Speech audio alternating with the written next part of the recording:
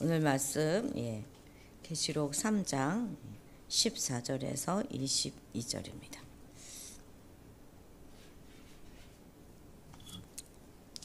오늘 또 새로운 손님이 오셔서 환영합니다. 이 방송 우리 김영실 선교사님 들으시는데 제가 이렇게 말하면 또 엄청 궁금해하세요. 누가 왔다는 얘기지? 누가 왔다는 얘기. 손주희 집사님 오셨습니다. 자, 계시록 3장 14절에서 22절 한 목소리로 읽겠습니다. 함께 읽습니다. 라오디게아 교회의 사자에게 편지하라. 아멘이시오 충성되고 참된 증인이시오 하나님의 창조의 근본이신 이가 이르시되 내가 내 행위를 아노니 내가 차지도 아니하고 뜨겁지도 아니하도다. 내가 차든지 뜨겁든지 하기를 원하노라. 내가 이같이 미지근하여 뜨겁지도 아니하고 차지도 아니하니 내 입에서 너를 토하여 버리리라. 내가 말하기를 나는 부자라 부요하여 부족한 것이 없다 하나 내 곤고한 것과 가련한 것과 가난한 것과 눈먼 것과 벌거벗은 것을 알지 못하는도다. 내가 너를 권하노니 내게서 불로 연단한 금을 사서 부요하게 하고 흰옷을 사서 입어 벌거벗은 수치를 보이지 않게 하고 안약을 사서 눈에 발라 보게 하라.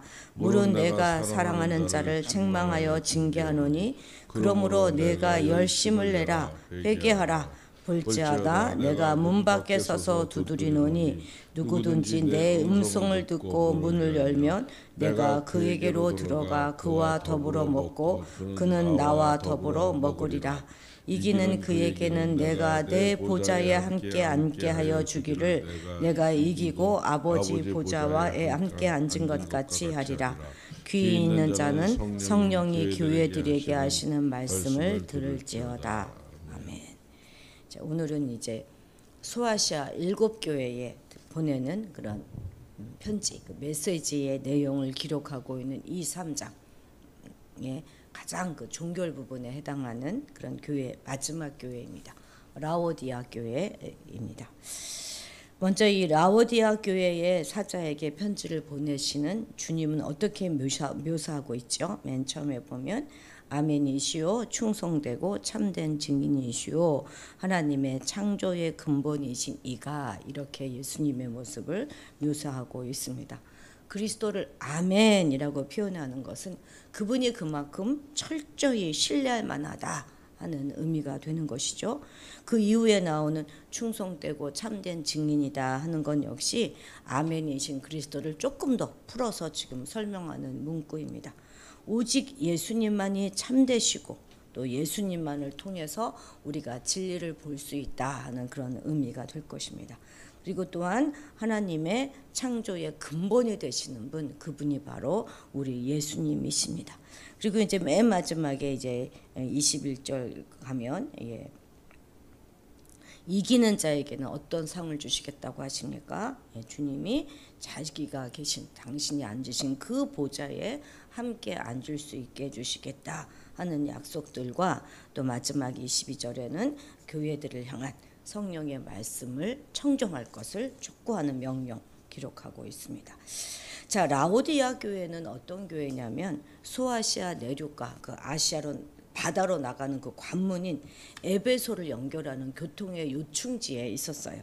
세계의 큰 길이 만나는 그런 지점에 있었기 때문에 금융과 무역이 굉장히 발달하였습니다.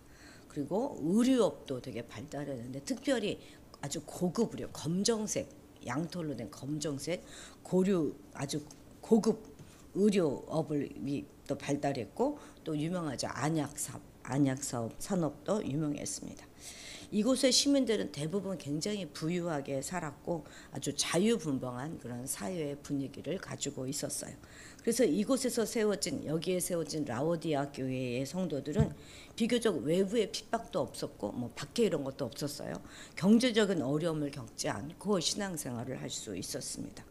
이동우 씨는 아주 오랫동안 부를 쌓아왔었는데 60년대에 큰 지진이 있었다 그래요. 이때 거의 뭐 도시가 다 파괴될 정도였는데도 불구하고 로마 정부의 도움을 받지 않고 도시를 다시 재건할 수 있을 만큼 부유한 도시였습니다. 그리고 100년대에 다시 한번 또 지진이 일어나요. 이때에도 로마의 도움을 받지 않고 재건할 수 있었습니다. 이러한 최적의 조건임에도 불구하고 라오디아 교회는요, 아시아 7교회 중에서 가장 최악의 상태에 빠져 있었던 아주 저급한 신앙생활을 했던 곳이 바로 이곳입니다. 그것은 그들이 가지고 있는 그 부유와 자유를 영적 발판으로 삼지 않고 오히려 육적 향락의 기회를 삼았을 뿐만 아니라 그렇게 육적으로 막 향락을 된 그런 생활을 하고 있으면서 그것이 영적인 풍요이고 부유함이다, 이렇게 생각하고 살았던 것입니다. 그래서 주님은 라오디아 교회의 실상을 지금 지적하고 그들의 무사 안일과 기회주의적인 태도를 책망하신 후에 속히 회개할 것을 촉구하고 계시는 것입니다. 이런 라오디아 교회는요, 사대 교회와 동일하게 주님으로부터 칭찬 하나도 없이 책망만 받았는데, 그나마 사대 교회는요, 남은 자들에 대한 언급이 있었어요. 남은 자들이 있다고. 그런데 이 라오디아 교회는 남은 자에 대한 언급조차도 전혀 없는 그런 타락한 교회의 전형이 바로 이 라오디아 교회라 할 수 있겠습니다. 자, 15, 16절 읽겠습니다. 내가 내 행위를 아노니 내가 차지도 아니하고 뜨겁지도 아니하도다. 내가 차든지 뜨겁든지 하기를 원하노라. 내가 이같이 미지근하여 뜨겁지도 아니하고 차지도 아니하니 내 입에서 너를 토하여 버리리라. 아멘.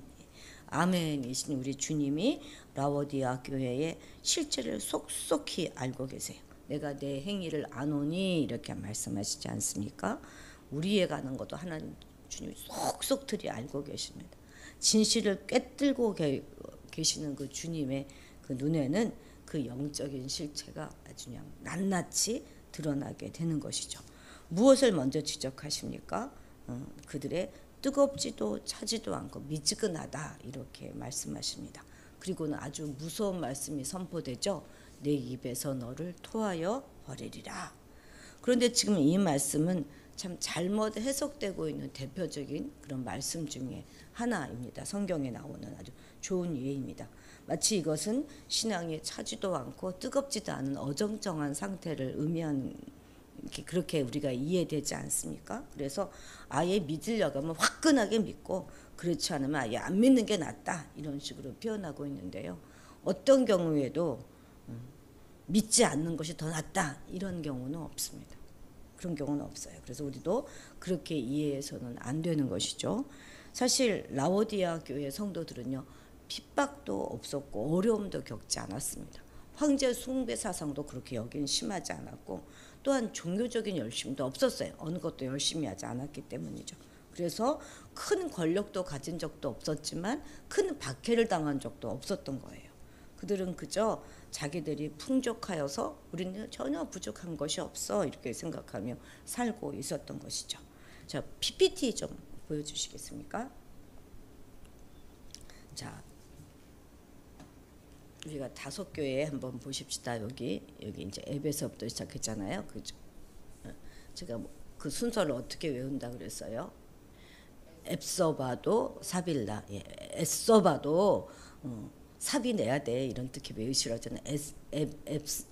그 다음에 에베소서 서만어 교회 있고, 그렇죠? 애써봐, 그렇죠? 그 다음에 두아디라 4대, 여기 빌라델피아, 라오디아 교회. 지금 우리가 지금 라오디아 교회라는 이제 공부하고 있는 거예요. 앱서바도 사빌라, 이렇게 순서대로 외우시면 됩니다.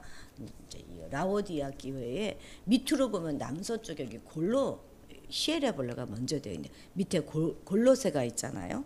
이 골로새는 굉장히 미네랄이 풍부한 차가운 식수가 나오는 것으로 아주 유명했습니다. 그리고 이 북쪽에는 히에라볼리, 지금도 가보면 굉장히 아름답거든요. 이 히에라볼리는 온천수가 나와요. 뜨거운 온천수가 나오는데 이 온천수는 치유에 효능이 있는 그런 온천수였습니다. 그런데 이 라오디아 교회는 물이 굉장히 부족한 그런 도시였어요. 그래서 10km 더 남쪽에 있는 샘에서 나오는 물을 도시로 이제 끌어와서 사용하였는데, 이게 끌어올 때 진흙으로 만든 수도관을 사용했어요. 그래서 이 라오디게아에 딱 물이 도착했을 때는 이미 이 물이 미지근한 물이 되어 있는 거예요. 그리고 그 물에 석회가 굉장히 많이 섞여 있었기 때문에 식수에 대한 불평이 많았습니다. 그리고 전쟁이 나거나 뭐 그런 상황이 되게 되면 적들은 가장 먼저 뭐부터 하겠습니까? 이 식수부터 차단하려고 했겠죠.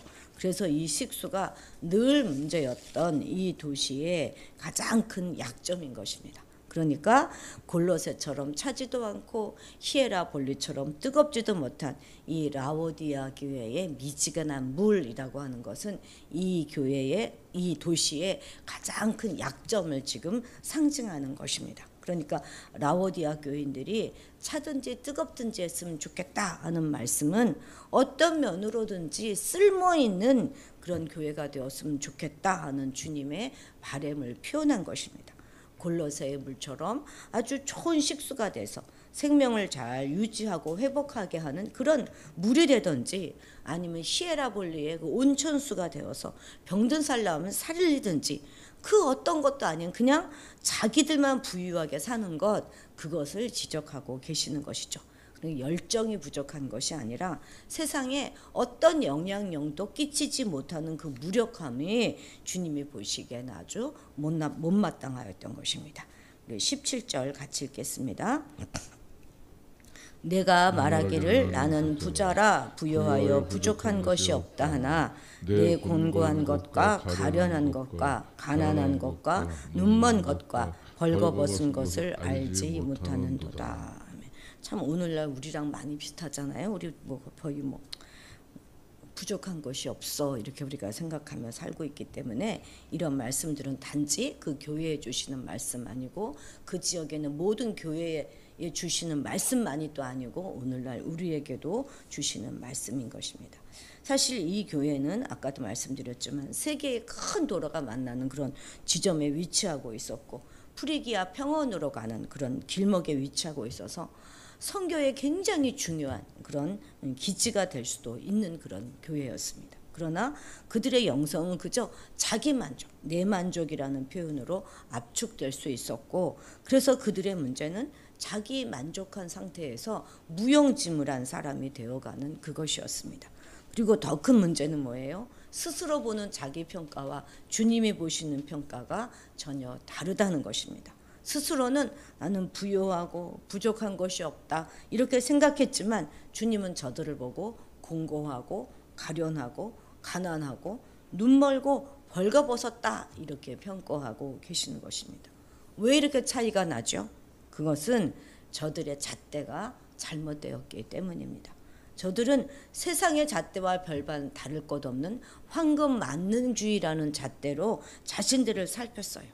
그들은 아마도 자신들의 부의 일부를 주님께 바치고서는 자신들이 하나님께 어마어마하게 큰 것을 바쳤다 이렇게 생각하고, 영적으로도 부요한 성도다 이런 착각에 빠졌던 것으로 보입니다. 그들은 황금 제일주의에, 만능주의에 벼져서 물질적인 부요를 영적인 부요로 가늠하는 그런 척도로 삼고 살았던 것이죠. 그런데 주님의 잣대로 평가해 보았을 때 그들은 유복한 것이 아니라 공고하고 가련합니다. 그들은 부한 것이 아니라 가난합니다. 그들은 눈이 멀어서 자신이 벌거벗은 모습을 보지 못하고 있습니다. 그러니까 그들이 스스로를 평가한 것과 정반대의 모습으로 주님은 보고 계시는 것이죠. 이것은 지금 스스로 속고 있는 거예요. 속고. 풍족하고 부족한 것이 없는 것이 아니라 영적으로 보면 거의 바닥까지 내려간 상태입니다. 우리도 혹시 우리 자신을 그렇게 보고 있는 것은 아닌지 늘 다시 한번 점검해 봐야 하겠습니다. 그런데도 이제 그들의 물질적인 풍요가 그것을 못 느끼게 하고 있는 것이죠. 우리는 이제라도 우리 자신의 잣대를 내려놓고 주님의 잣대로 스스로를 평가해 보아야 하겠습니다. 그래서 인생의 짐으로 인한 공고함, 영혼과 인격의 빈곤함, 참 진리를 보지 못하는 소경됨, 이런 모습이 우리에게 있지는 않는지 확인해야 하겠습니다. 그리고 주님께 매달려야 돼요.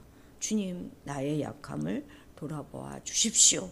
그리고 저를 홀로 두지 마시고 나를 좀 붙들어 주십시오 하면서 늘 기도해야 하겠습니다. 그러나 그렇지 못하고 끝까지 세상에 속한 자신의 잣대로 스스로를 그냥 긍정적으로만 평가하며 살아간다면 그는 곧 주님의 돌보심으로부터 멀어지게 될 것입니다. 18절 같이 읽겠습니다. 내가 너를 권하노니 내게서 불로 연단한 금을 사서 부요하게 하고 흰옷을 사서 입어 벌거벗은 수치를 보이지 않게 하고 안약을 사서 눈에 발라 보게 하라. 아멘. 지금 라오디아 교회에 향한 주님의 세 가지 권면이죠. 첫째, 불로 연단한 금을 사서 부요하게 하라. 거기 이제 1 이렇게 적어 놓으시면 되겠죠. 성경은 그냥 깨끗하면 안 돼요. 그냥 할 수 있는 모든 걸 적어 놓으셔야 나중에 또 볼 때 도움이 되죠. 자, 불로 연단한 금을 사서 부요하게 하라 하는 것인데 문자 그대로 해석하면 무슨 얘기예요? 순도 높은 금을 사가지고 준비하라 이런 말인데, 그리고 여기서 연단한 금, 그죠? 근데 결국 그런 말은 아니겠죠, 그죠? 연단한 금은 고난이에요. 연단은 고난을 통해 단련된 깊은 영성 이런 것들을 말하는 것입니다. 그러니까 신앙의 연단을 통해서 영적으로 순결하고 부요하게 되라 하는 의미입니다. 서만화 교회는 우리가 2장 7절 한번 봐볼까요? 서만화 교회 우리가 봤던 건데 2장 7절 보면 에베소 교회 9절이네요. 자, 실상 내가 내 2장 9절 같이 한번 읽어볼까요? 시작. 내가 내 환난과 궁피부를 알거니와 실상은 내가 부요한지니라 되어 있잖아요. 자기들은 굉장히 나는 공고합니다 이렇게 보고 있는데 실상은 부요하다고 주님께 평가를 받았습니다. 그런데 라오디아 교회는 정반대인 거예요. 자기들은 부요했지만 실상은 가난했던 것입니다.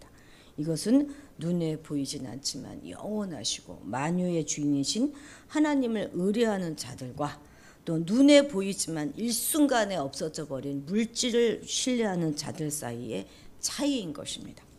그런데 우리가 주님께서 주시는 그 참된 부를 누리기 위해서는 반드시 어떻게 해야 된다 그럽니까? 불과 같은 시련을 통과해야만 하는 것입니다. 그래서 우리는 결코 시련에 넘어지면 안 돼요. 그걸 통과해야 되는 것입니다. 둘째는 어떻게 하라고 합니까? 흰옷을 사서 입어가지고 벌거벗은 수치를 보이지 않게 하라 이렇게 말씀하십니다. 이들이 자신의 벌거벗었다는 상태를 알지 못한다 하는 것은 영적 수치심이 없다는 거예요. 그것이 수치인지 모른다는 말입니다. 자신들이 저지른 영적인 잘못에 대해서 전혀 인식하지 못하고 부끄러운 행동을 하면서도 그것이 수치라는 것을 모르는 그런 상태라는 것이죠. 오히려 헬라 문화에서는요, 벌거벗는 것, 그것을 인간 몸에 대한 영광이다, 영광을 드러내는 것이다 이렇게 생각했어요. 그래서 운동 경기에 나가는 선수들은 나체로 경기를 했습니다. 우리 조각상 많이 보지 않아요? 벌거벗고 있는. 그것이 이제 헬라 문화예요. 그런데 그것이 수치잖아요. 그런 수치를 가리기 위해서는 주님에게서부터 흰옷을 사서 입으라 말씀하십니다. 라오디아 교회, 라오디아 그 도시에 있는 검정색 고급 그런 의류 산업이 발달했는데 그 검정색 양토론 말고 순결과 정의를 상징하는 흰옷을 입어 수치를 가리라는 것입니다. 그런데 이 흰옷은 그들이 가지고 있는 풍요로운 재정으로 살 수 있는 것이 아니라 오직 영적으로 주님께로만 살 수 있는 것이죠. 또 세 번째는 안약을 사서 발라라 이렇게 말씀하십니다. 그러니까 그들의 눈이 멀었다는 거예요. 보지 못하고 있다는 것입니다. 그들에겐 아주 유명한 안약이 있었지만 그들은 영적으로는 맹인이라는 거예요. 영적으로 보지 못하니 생각하지도 못하는 것이겠죠. 그래서 주님이 주시는 영안을 뜨게 하는 안약을 사라 이렇게 말씀하고 계십니다. 모든 것을 다 상업적으로 생각하는 이 라오디아계 교인들에게 예수님은 사라 이렇게 말씀하시면 그 상업적인 용어를 계속 사용하여서 말씀하시는 것이죠. 그런데 진정한 양식과 물 이런 것들은 돈으로 사는 것이 아닌 것입니다. 왜냐하면 영적인 양식은 세상의 경제 가치로는 환산할 수 없는 것이기 때문이죠. 그것을 사기 위해서는 세상의 돈이 필요한 것이 아니라 영적인 깨우침, 각성, 회개, 돌이킴 이러한 것들이 필요한 것입니다. 그런데 라오디아 교회에 대한 이러한 주님의 책망은 주님이 그들을 사랑하시기 때문에 주시는 것입니다. 왜냐하면 주님은 사랑하는 사람에게 책망도 주시고 징계도 하시는 분이시기 때문에 그렇습니다. 아직 이들에게 소망이 있어요. 이제 그들이 해야 될 것은 자기 만족에서 벗어나서 회개하는 그것입니다. 그래서 주님은 라오디아 교회에게 회개로 초대하고 계시는 것이죠. 20절 같이 읽겠습니다.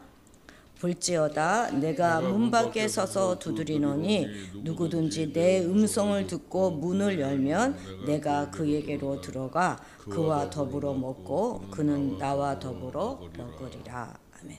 사실 이 20절의 말씀도 문맥에서 벗어난 채로 사용되고 있는 것이 사실입니다. 보통 이 말씀은 언제 사용합니까? 믿지 않는 사람들이 예수님을 영접하는 것과 관계된 그런 말씀으로 우리가 늘 사용되어 있지만 사실 이 말씀은 교회와 예수님과의 관계에 대한 말씀입니다. 그러니까 라오디게아 그 교회 안에 예수님이 안 계셨다는 거예요. 예수님이 안 계신다는 거예요. 예수님이 그들에게서부터 밀려나셨어요. 그래서 그들은 늘 예수님 없이 자기들끼리 만찬하고 있었던 것입니다. 혹여 우리 교회가 이런 모습이 될까 참 우리는 두려워해야 하겠습니다. 정말 이 말씀은 문맥상 교회에 주시는 말씀이에요. 이것은 주님의 사랑의 손짓이고 교제의 회복을 하시고자 하시는 주님의 선제적인 은혜입니다.